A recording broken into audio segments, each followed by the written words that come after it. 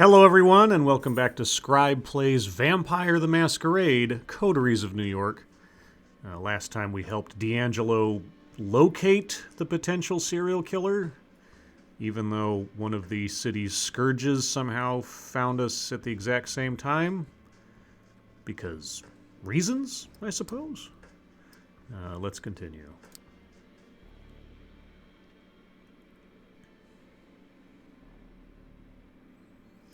Alright, well, it is rest time, so we will rest.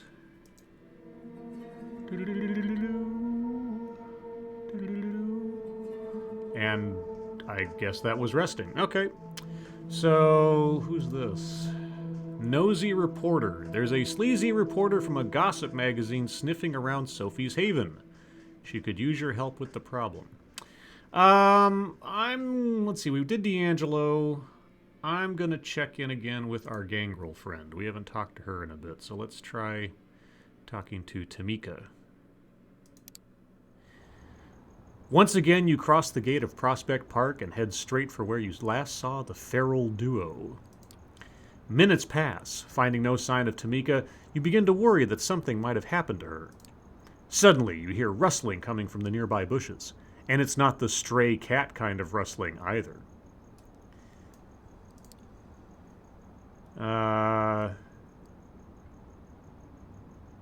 You know I can hear you, right? Hey, you in the bushes! You know I can hear you, right? The rustling stops, if only for a second. Suddenly the bushes part and Raoul walks out, desperately trying to look confident. Yeah, that's only because I wanted you to. Listen, I wanted to have a word before Tam gets here. She seems to like you for whatever strange reason, but the way I see it, you're a nuisance at best. Well, I am a Toreador. At worst, you're a threat. Yes, that would be the worst okay.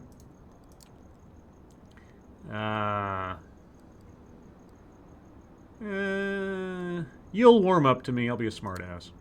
Just give it some time, you'll warm up to me yet. That whole suave asshole routine might work on your dipshit cammy friends, but I'm not impressed. Tamika is my sister, in every sense of the word that counts. Oh, so not actually your sister. Okay. Anything happens to her that I find even remotely your fault, I'm coming after you. Anything happens to her that I find even remotely your fault. It's interesting. Interesting choice of words. Is that clear? She doesn't need a babysitter. Ooh, like I know her, but I'll be a smartass. Tamika seems pretty capable. Don't think she needs you babysitting her. Oh, she's plenty capable. Given the opportunity, she'll rip your guts out if you cross her. What I'm saying is, if anything happens to Tamika, I'm holding you accountable. Well, we haven't done anything. Anything happens to her? When did I suddenly become her keeper? What? Okay. All of a sudden, the sound of footsteps reaches your ears. It's just faint enough to not be ostentatious, but still loud enough to hear. If it wasn't, I wouldn't have heard it. You can tell that whoever's approaching wants to make their presence known. Both you and Raoul turn just in time to see Tamika emerge from behind an old sycamore tree. It's hard to tell just how long she's been listening in on your conversation. In any case, she walks up and speaks, addressing no one in particular. I think if she's approaching us, she's addressing us. But did I miss anything? Addressing no one in particular. Okay. Your brother's worried about you. Nothing important. Yeah, I'll respect his brotherly whatever for a moment. Nothing too important. We were just having a chat. Were you now? She gives Raoul a scornful look, like she's about to rub his nose in his own crap. What about? Nothing. You know where to look for me, Tam. Sure do. And with that, Raoul takes his leave. Tamika waits in silence, just long enough to make sure he can no longer hear her, and addresses you. I have a favor to ask. Yeah, I won't be too much of a jerk here. What is it? Okay, what is it? I have an errand to run. I was hoping you'd come with me. There's a place east of here. It's a short walk. We should be back in about 2, maybe 3 hours. A short 2-hour walk? Okay. Yeah, I was just say 3 hours. You call that short? Sorry, I'm used to much longer distances than that. I forgot not everyone is. You think you can handle it? Should I expect trouble? Sounds kind of shady. Should I expect trouble? You should always expect trouble. Yeah, but you know what I mean. But I'm not planning to start any. And so you head toward the parking lot, accompanied by Tamika and a lot of unanswered questions. Following Tamika's directions, you finally arrive at the Evergreen Cemetery, one of the oldest burying grounds in Brooklyn. Maybe burial grounds? I don't know. You enter through the southwestern gate and follow your companion through the sea of tombstones. The sea of tombstones? I don't know, just word choice things. It's a nice enough place as far as graveyards go. Okay. Much less homogenized than the usual flat field littered with identical markers. All right. Tamika confidently presses on, swerving and weaving along a pre-programmed path. It's clear that she's been here more than a few times. Finally, she makes a sharp left and takes a few more steps down a gravel walkway, coming to a sudden stop in front of a modest headstone. The inscription reads, Luca Santiago, beloved sister and daughter, born 1991, taken from us too soon. With her eyes fixed on the gravesite, she lets out an absent-minded utterance. I need a moment alone. Not long. 5 minutes at the most. Okay, why am I here again? You look around in search of a good spot to wait for her and pass the time.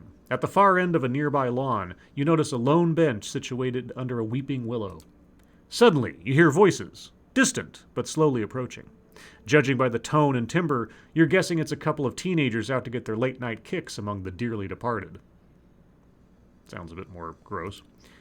Might be a good chance to feed. Then again, you could just pass the time walking around the area. It's actually quite nice, in a dark and somber kind of way. A couple of teenagers, that means they're not alone. I'll wait by the bench. I don't need to feed anyway.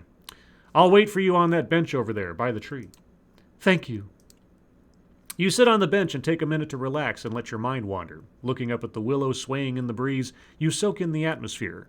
Being a vampire sure has its moments. Sure.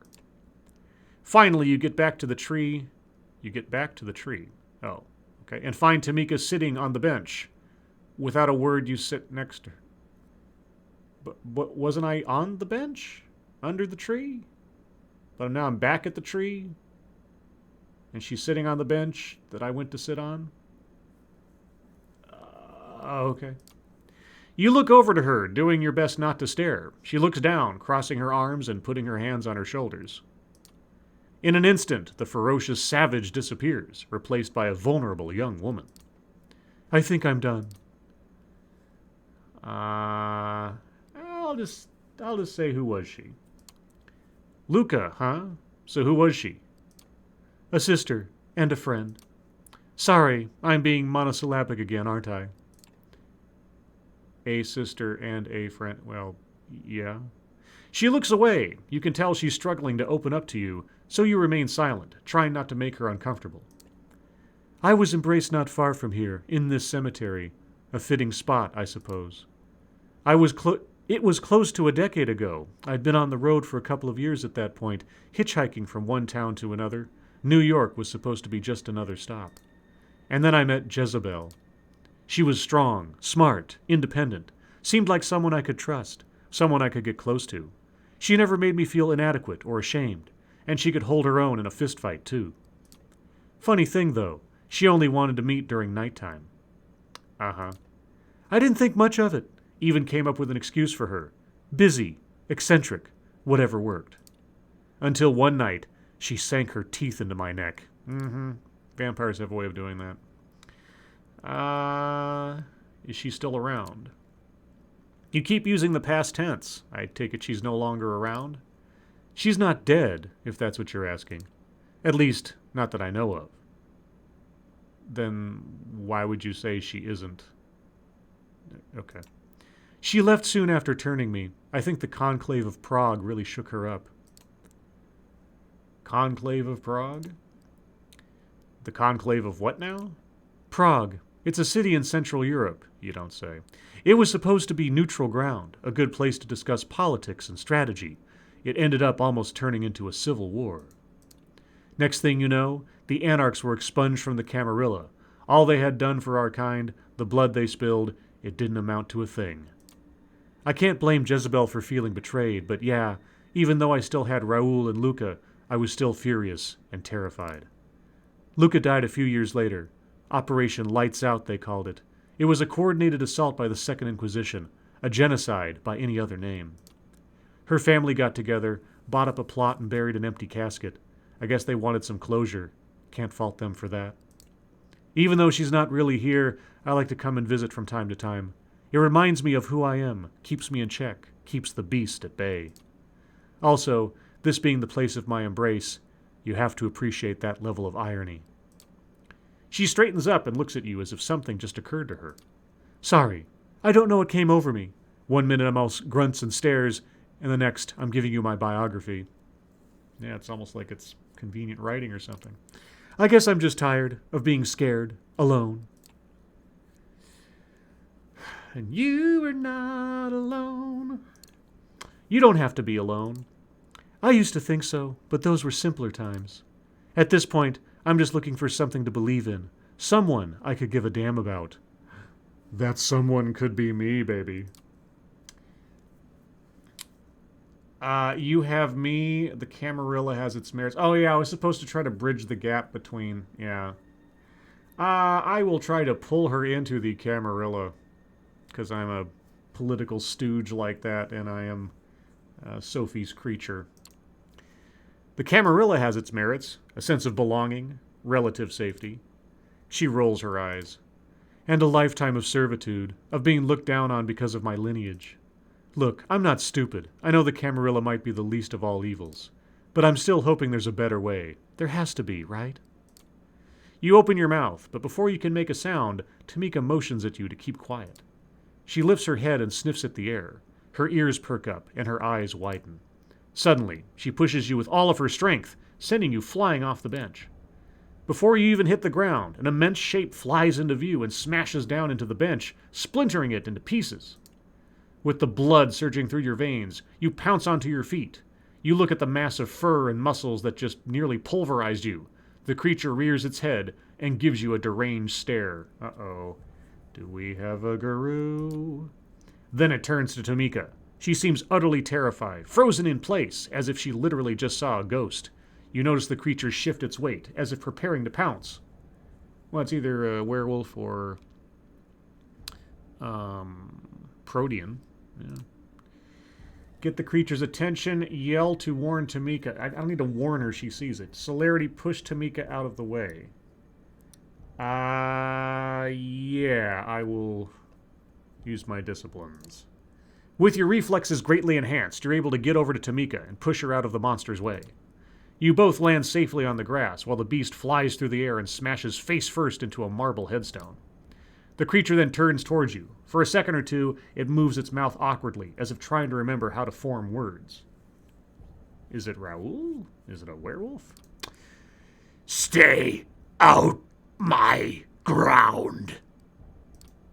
The creature runs off toward a nearby clearing, when all of a sudden, a gunshot sends it tumbling to the ground.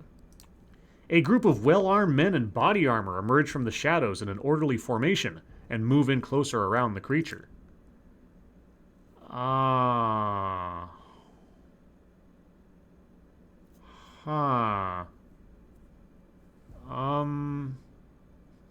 Walk out to meet them, stand and fight, retreat and hide.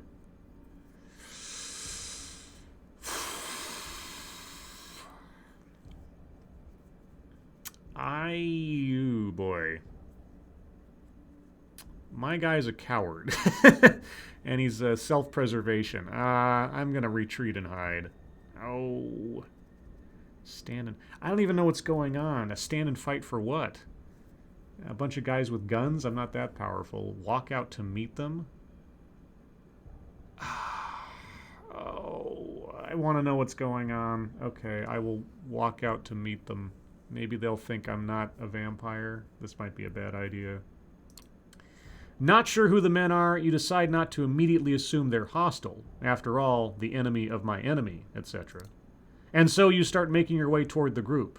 You only make a few steps before Tamika grabs you by the arm. She gives you a bewildered look. What the hell are you doing? We need to hide, now. Deferring to her judgment, you promptly follow her behind a nearby bush. Luckily, the men don't appear to have spotted you. Well, then what was the point of making the decision if she's just going to pull me back into hiding anyway? Okay. From the relative safety of the thick foliage, you watch in silence as the group of armed men subdue the creature using steel nets and cattle prods. In the corner of your eye, you catch Tamika looking away, as if she finds the whole spectacle somehow distasteful. Somehow distasteful? Okay. She speaks under her breath, her voice shaking. Can we get out of here? You see no reason to object. Then what was the point of giving me options to approach them? The walk back turns out to be a quiet and somber experience. You both walk in silence. The city, a blur of lights and cars careening by. You look over to Tamika. She seems lost in her thoughts. Finally, you decide to break the silence. What was that thing back there? What the hell was that back there? A werewolf? No. If it were, we probably wouldn't be talking right now. Still, in a way that might have been preferable. She rubs her temples, trying to collect her thoughts. It could be a gangrel that fell to the beast. Too many beast traits and went nuts. Among those of my clan, we tell stories about the Scarred One. The Scarred One? That's the only name he's known by. He's a cautionary tale for young gangrel. He's what happens when you let the beast take over. Oops. Oh, I double-clicked. Oh, no. My bad. I always figured him to be more of a metaphor. Seeing him in real life, it's like if a Christian just happened to run into Judas Iscariot one day. And seeing him hunted down by the SI, I don't know what to think. I don't even know where to start thinking. Okay. Well, I'd be more concerned about the Second Inquisition being like stalking your living space more than anything else. Of course, we walked 3 hours. I don't know. Deciding to give her some space, you spend the rest of the walk in silence. Soon enough, the familiar tree line of Prospect Park comes into view. You stop by the entrance nearest to Tamika's haven. She keeps walking, without so much as a word or glance in your direction. She stops after several paces and turns back toward you. I'm sorry. Thank you for coming with me, but now I have a lot of shit to figure out. Once I do, I'll let you know. Let me know what? And with that, she disappears among the trees. Seeing no point in sticking around, you take your leave. Okay. Let's see. Well, we've put off this, wait, who's this again? Somebody's watching.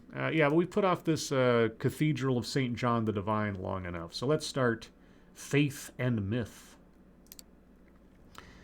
You haven't been to a church since you became a vampire. Or kindred, as the euphemism goes. You've had to focus on concrete, practical things like survival and feeding. You've learned the essentials of the vampire experience, but you don't really have a clear idea of what it all means. The Cathedral of St. John the Divine is a New York landmark. You've been inside once before when you were much younger. You marveled at its Gothic facade. Looking at it now from across the street, it feels ominous. Well, also, if it's sanctified holy ground, you might not be able to enter, depending. But of course, you're relatively human, so... The prospect of an anonymous invitation to a secret meeting is a worrying one, but the venue is well chosen. It's hard to imagine a violent attack in a place like this, with eyes everywhere. That's true. Could also be an Elysium, who knows. You enter the cathedral discreetly. You quickly learn this is an essential skill for a vampire. How to move without anyone noticing you.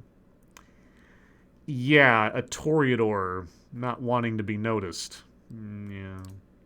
The full force of the cathedral's architecture hits you as you walk between the pews. If the architect meant to create the feeling of being small in the face of God's glory, mission accomplished.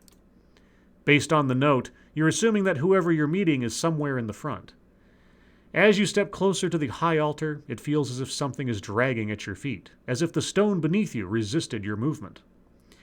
Yeah, that might be true faith. Religion is a superstition. Vampires are satanic creatures. Does God still listen to you? Ooh. I don't get that this guy is religious. Yeah, I don't have a feeling in the art world and everything else. I have a feeling this guy is relatively blasé about most things. Religion is superstition. Religion is superstition. It must be your nerves. As you try to shake the feeling of crushing foreboding, it occurs to you that vampires are a superstition too. There's an old man sitting in the front. You see only the back of his head bowed down in silent prayer. Your footsteps echo on the floor, and he turns to look at you. You can't take your eyes off him. He's tall, dignified, white hair, balding. White hair balding? Okay. A few strands escaping to the sides. He's wearing glasses and simple clerical clothing. His eyes are warm and pale, too kind for someone like you. Someone like me? What are you talking about? Something is wrong. You feel heavy, as if a giant hand was pressing you down. The skin on your face is burning. Perhaps unconsciously you expected something like this, as a vampire walking into a cathedral. Only it's not the building or God making you feel like you're burning alive. It's the man, the priest. He probably has true faith. Welcome, my child. The priest's tone is kind, but the rising panic inside is telling you that kindness is not for the likes of you. Run or confront the priest? Why do I have a feeling if I try to run, something's going to stop me anyway? I better confront him because somehow he knew who I was, etc. The only way to understand these painful feelings is to push forward and confront the priest. As you step closer to the priest, panic rises inside you. The emotions are hard to control: fear, anger, pain, all trying to wrestle you in different directions. Away. Can I help you? Are you okay? The priest talks to you like he would a lost vagrant who has chosen to enter the house of God. How are you doing this? Please, it hurts. I'm sorry, Father, so sorry. See, I was invited here by somebody. So, oh my God. How are you doing this, I guess? I feel like I'm breaking the masquerade, but oh well. How are you doing this? I'm afraid I don't understand. It's simply too much. You mutter something incoherent in reply. You don't sound like a vampire, an undead being made powerful by immortal blood. You're just another sad, confused, lost soul. You turn around and stagger away, only feeling like yourself once you're back on the street outside. You stand on the sidewalk, confused and scared. No enemies seem to be attacking you. The priest didn't follow you. The night air is wet with the smells of the city, the same as every night. How did it feel? You look at the man speaking to you. He's well-dressed, if a little archaic. Dark-haired, handsome, like a character from an old movie. He smiles as if he knows something you don't. You glance around. There are people on the street. You don't appear to be in immediate danger. Who the fuck are you? Who the fuck are you? Please calm down. I'm not your enemy. Let me introduce myself. My name is Benoit Segal. We share many things in common, even if you don't know me. Benoit offers his hand to you. Auspex. You shake hands and use your vampiric senses on it. Now see, Auspex before, the last time I used it, had a moon on there, as it was indicating I wasn't actually using blood. Am I using blood when I use Auspex? I'll just shake hands. I'll be polite. Benoit's handshake is firm and dry. He looks at you intently, as if trying to find something in your eyes. Would you mind sitting with me for a moment? Benoit points to a park bench nearby, in darkness because of a broken streetlight. Wary, you decide to follow him. Only an enemy totally unconcerned with the masquerade would attack you here. Benoit sits down Benoit sits down and you follow suit. For a moment, you both contemplate the cathedral in silence. I know how it feels, what you just felt. I've experienced it myself, many times. For a moment, you consider how to respond. It's clear Benoit sent the invitation to come here and orchestrated this little setup. Why did you invite me? What's the point? Why did you go to the trouble of getting me here? We share a connection, you and I. I'll explain it later. But right now the important thing is that it's so much easier to show than to tell. I wanted you to meet Father Anthony, or see him, experience him. Did you wonder why it felt like that? It was the priest. At first I thought it was because I was in a church, but then I realized it came from him, the priest. I think you're right. It does come from him. It's his faith that makes you feel like that. He's safe in his belief while you are one of the damned. Do you ever wonder what the role of a vampire in Do you ever wonder what's the role of a vampire in God's creation? You stop to think. Of course you've wondered what this is all about, whether it's about God or nature. You don't really know about what being a vampire means. That's the trouble with the Masquerade. A human faced with a human problem can't go online and find something that helps. Wait. A human faced with a human problem can go online and find something that helps. You can't. Well, I wouldn't trust WebMD. Let's see. The Masquerade means that everything there is to know about your condition is secret, hidden away. You're left relying on the unreliable opinions of people like Benoit. Suddenly, Benoit takes your hand and presses it against his chest. Kinky. As he stares into your eyes, you feel his heart stop. My heart no longer beats, yet I move, I talk. Is that how God intended us to be?